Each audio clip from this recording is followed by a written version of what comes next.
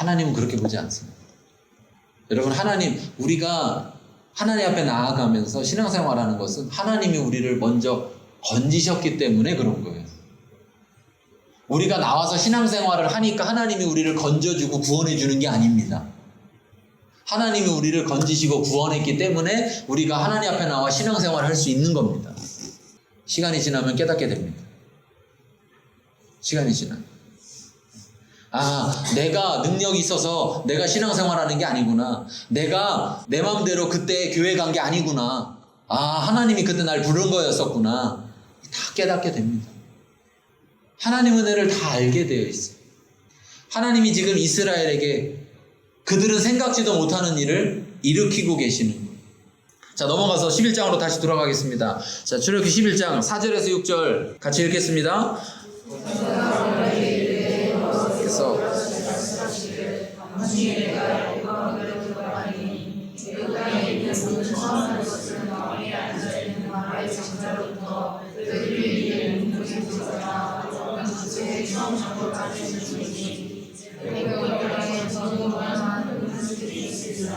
네, 애굽 땅에 전무후무한 큰 부르짖음이 있으리라. 그런데 이들이 부르짖는 그 부르짖음을 하나님은 들으실까요? 안 들으실까요? 안 듣습니다.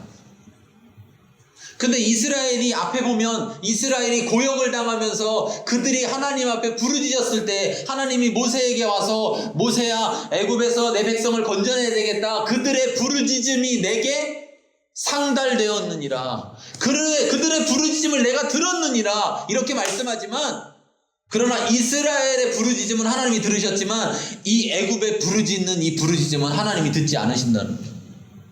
여러분, 기억해야 됩니다. 하나님의 백성이 하나님 앞에 부르짖는 그 부르짖음은 하나님이 들으신다는 거예요. 그 고통 가운데 하나님 내가 고통스러워요 하고 말하는 그 고통스러운 부르짖음을 하나님이 들으신다는 거예요. 그런데 이들의 이 부르짖음은 하나님을 찾는 부르짖음이 아니었다는 거예요. 여러분, 혹시 지금 여러분이 어떤 문제 가운데, 어떤 어려움 가운데, 어떤 상황 가운데 있습니까? 그러면 여러분 부르짖으십시오. 근데 허공에 부르짖는 부르짖음은 아무 소용이 없습니다. 누구에게 부르짖어야 돼요? 응답할 자에게 부르짖어야 돼요. 그 응답할 자가 누굽니까? 하나님께 부르짖어야 한다는 거예요. 자, 예레미야 33장 2절 3절 외우겠습니다. 시작.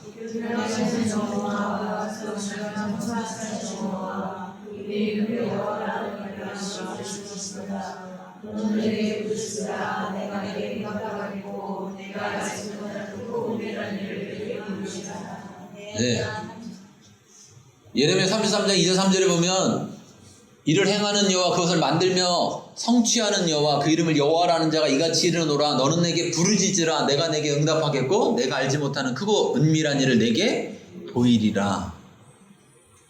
하나님은 절대 거짓말하지 않으시며 하나님은 약속을 반드시 지킨다고 하셨습니다. 하나님이 뭐라고 했습니까? 내게 뭐 해라?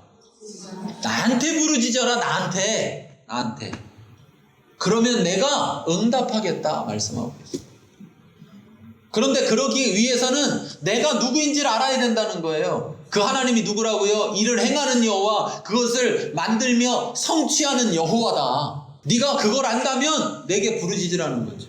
이스라엘이 부르짖었을 때 하나님이 애굽에서 이스라엘을 건져낸 일을 시작하셨습니다. 그래서 지금 만들어가고 계십니다. 그리고 반드시 성취하실 것입니다. 여러분이 하나님 앞에 부르짖는다면 하나님이 그 부르짖음을 듣고 가만 계시는 게 아니라 하나님이 일하신다는 사실을 기억하십시오. 그래서 하나님은 그 일이 만들어질 때까지 계속해서 일하셔서 결국은 성취하신다, 이루어내신다는 사실을 기억하시기 바랍니다. 자, 출애굽기 4장 23절에 이렇게 말합니다. 내가 내게 이르기를 내 아들을 보내주어 나를 섬기게 하라 하여도 내가 보내주기를 거절하니 내가 내 아들 장자를 죽이리라 하셨다 하라 하시니라.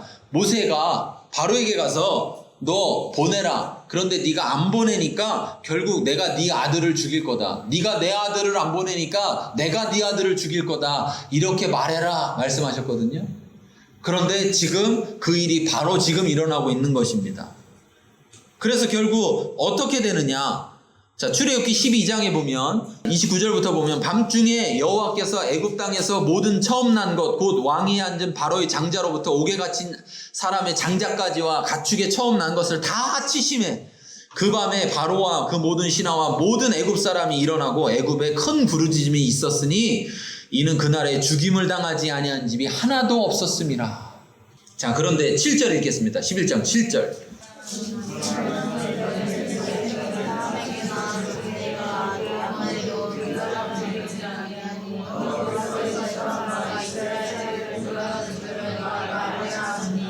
네. 자, 그러나 이스라엘 자손에게는 사람에게나 짐승에게나 개 한 마리도 그 혀를 움직이지 않았다는 말이 뭐예요? 부르짖지 않았다는 말이에요. 무슨 말이에요? 죽음이 없었다는 얘기죠. 자, 여러분 생각해 보세요. 이게 우연히 일어난 일입니까? 똑같은 애굽이라는 나라에 이스라엘 백성이 사는 동네에만 아무도 죽지 않고 나머지 모든 동네에서 한 집도 빠짐없이 다 죽음이 있었다. 이게 우연히 일어난 일일까요? 하나님은 뭐도 주관하시느냐? 생명도 주관하신다는 사실. 하나님은 우리의 생명조차도 주관하시는 분이라는 거예요. 그렇다는 얘기는, 자, 여러분이 지금 살아있습니다. 살아계시죠? 죽었어요? 자, 여러분 살아계십니다. 왜 살아있습니까? 네, 왜 살아있어요? 오늘 아침에 일어나셨죠? 왜 일어났습니까? 그냥 계속 안 자고. 어떻게 눈 뜨고 일어났습니까? 여러분이 눈 뜨고 일어나야지 해서 일어나셨나요? 오늘 하루도 하나님이 여러분에게 생명을 허락하신 겁니다. 그 밤에 이스라엘의 사람들이 아닌 애굽의 사람들은 다 장자가, 첫째가 다 죽었습니다. 짐승까지. 그들이 잠자리에 들 때 내일 아침에 못 일어날 거라고 생각했을까요? 여러분 아침에 일어날 때 당연히 아침이니까 일어난다고 생각했죠? 그런데 우리의 생명이, 우리의 인생이 하나님께 달려있다는 겁니다. 그런데 그분이 우리에게 오늘 하루를 또 허락하셨다는 사실이에요. 얼마나 감사합니까? 얼마나 감사해요. 자, 여러분 오늘 아침에 못 일어난 사람이 있을까요? 없을까요? 우리나라에 몇 명이나 될까요? 많겠죠. 왜 그 사람은 못 일어났죠? 우린 일어나고요. 우연인가요? 네. 우리는 좀 세서 일어나고 그 사람은 약해서 못 일어났나요? 여러분 우리 인생이 우리 뜻대로 되는 게 아니라는 거예요. 우리 인생이 가장 중요한 우리의 생명조차도 하나님의 다스림 가운데 있다는 사실입니다.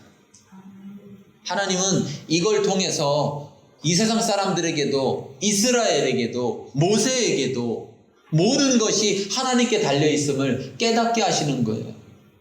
그래서 그 하나님으로 중심을 삼아야 된다. 그 하나님이 너의 인생의 주관자라는 것을 깨닫고 그분께 너 인생을 맡겨야 된다라는 것을 지금 알게 하시려고 이 일들을 일으키고 계시다는 사실입니다. 이렇게 안 일으키고 좀 깨달으면 좋잖아요. 바로가 좀 빨리 정신 차리면 좋잖아요. 네. 바로가 누구 같아요? 바로가 옆 사람 같으면 내가 바로인 겁니다. 우리의 모습이 그렇단 말이에요. 우리의 모습. 문제가 터져서 그 문제가 해결할 수 없는 상황이 되어야 그때서야. 그런데 하나님은 그 전에 우리에게 분명히 사인하신다는 거예요. 사인을 주세요. 그러니까 여러분 이 재앙은, 이 심판은, 이 죽음은 심판이 목적이 아니고 사실은 뭐가 목적입니까? 깨닫게 하는 것. 하나님을 알게 하는 것에 목적이 있었다는 거예요. 그래서 하나, 둘, 셋, 넷 계속해서 일들을 점점점 심화시키면서 그들 가운데 나타나셨는데 여전히 못 깨달았습니다. 11장 10절 보겠습니다.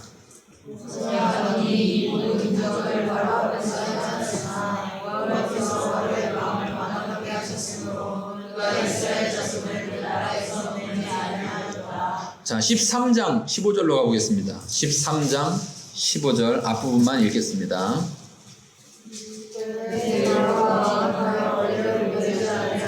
자, 여기 보십시오. 여기서 보십시오. 하나님께서 지금 10장 11장 10절에서는 하나님께서 바로의 마음을 완악하게 하셨기 때문에 보내지 아니하였다 표현하고 있지만, 자 13장에서 뭐라고 하고 있습니까? 그때에 바로가 완악했다는 것. 이 두 가지에 무슨 차이가 있을까요? 하나님은 바로의 마음을 정말 그 마음을 바꿀 수 없었을까요? 없었을까요? 로마서에 보면 이렇게 말합니다. 사람이 그 마음에 하나님 두기를 싫어하며 하나님께서 그 상한 상심한 마음대로 내어버려 두사. 여러분, 우리가 마음이 바뀌는 것도요, 하나님이 그런 마음을 주셔서 우리가 마음을 바꿀 수 있는 거예요. 그런데 하나님 그거 주시지 않으면요, 우리가 우리 스스로 마음 바꿀 수 있을까요? 하나님 안 믿는 것에서 하나님 믿는 것으로 마음 바꿀 수 있을까요? 아니요. 절대 못 바꿉니다. 절대 못 바꿔요. 하나님이 바로는 어떻게든지 내보내고 싶은데 하나님이 못 내보내도록 방해한 것이 아니라 바로가 하나님 알기를 거절하니, 그 마음에 하나님 두기를 거절하니 하나님이 그대로 그냥 내버려 두셨다는 거예요.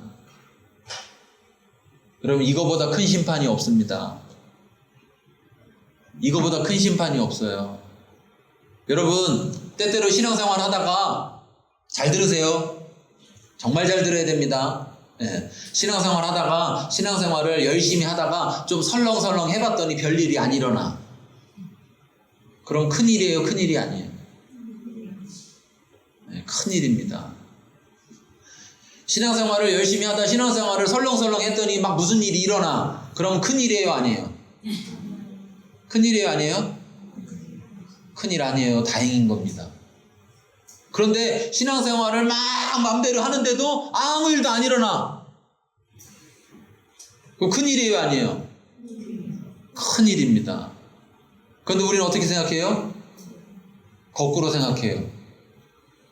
신앙생활 열심히 하다 좀 대충대충 했더니 무슨 일 생기면 아유 큰일 났네 이렇게 생각해요. 진짜 큰일은 뭐냐? 내가 신앙생활을 제대로 안 하는데도 아무 일이 안 생기는 겁니다. 아무 일이 안 생기면 내가 돌이키겠습니까? 안 돌이키겠습니까? 돌이킬까요? 안 돌이킬까요? 뭐가 큰일인 것입니까? 하나님이 나를 간섭하지 않는 게 큰일인 겁니다. 하나님이 나를 내버려 두는 게 큰일이에요. 아이가 막 잘못하는데 부모가 안 혼내키면 아이는 좋은 일이라고 생각하죠. 근데 엄마는 뭐라고 그래요? 엄마한테 아니 왜 그 집 애는 저러는데도 왜 가만히 둬? 그럼 엄마가 뭐라 그래요? 냅둬, 포기했어. 포기 안 하면 어떻게 합니까? 혼내고 간섭하고 계속 해야죠. 그런데 그렇게 안 하는 건 뭐 왜 안 하는 거예요? 갑자기 엄마가 사랑이 많아져서요? 네, 포기한 거죠. 여러분, 하나님이 지금 바로를 어떻게 했어요? 내버려 두셨다는 사실을 기억하십시오. 이것이 가장 큰 심판이라는 걸 기억하십시오. 여러분, 나에게 어떤 일이 일어나거든 감사하십시오. 나에게 어떤 일이 일어나거든 감사하십시오. 나에게 어떤 일이 일어나거든 감사하십시오. 나에게 어떤 일이 일어나거든 감사하십시오. 하나님이 나를 가만두지 않는 겁니다. 그 일을 해결할 수 있는 게 누굽니까? 하나님입니다. 얼른 하나님 찾으시면 되는 겁니다. 우리 인생을 다스리는, 진정으로 우리 인생을 다스리는 분은 하나님이십니다. 깨달아 알 수 있길 바랍니다.